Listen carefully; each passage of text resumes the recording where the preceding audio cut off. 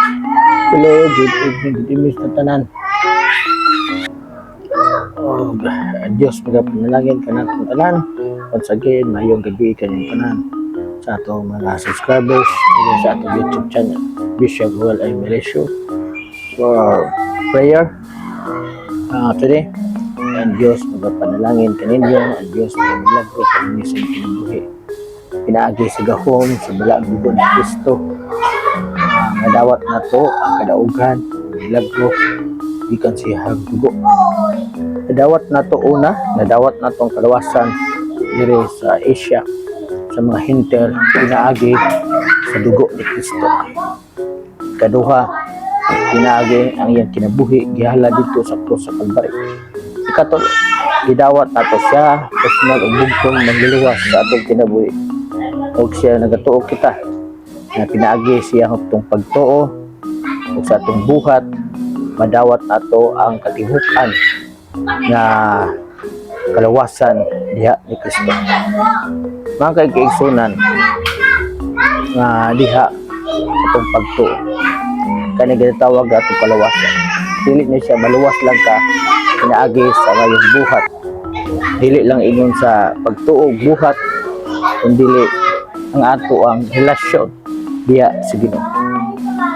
Sama sa magtiayon, kung ang magtiayon nindot ang relasyon, nindot ang dagan sa magtiayon, dili gina magbulag kay tungod kay maayo man nang ilang relasyon. Sama po na sa atong kalawasan, kung maayo atong relasyon diha ni Kristo, dili kita magbulag diha. Kundi nga diha ang Romans 8:35, no one can separate us the love of God. Tinuod mo na yung nakasulti, walay makasiparet ka na to tungod sa gugma sa Dios, pero ang tao masiparet usahay.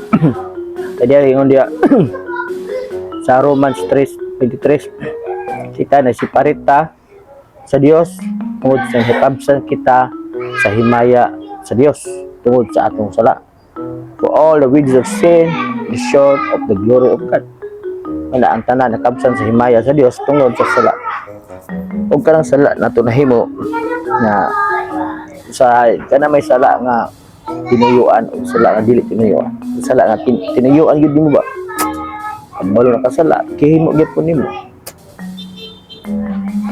Pero sa tinuod lang mga kaigsunan, na mintras buhi pa tayo kalibutan na, naagi tayo sala.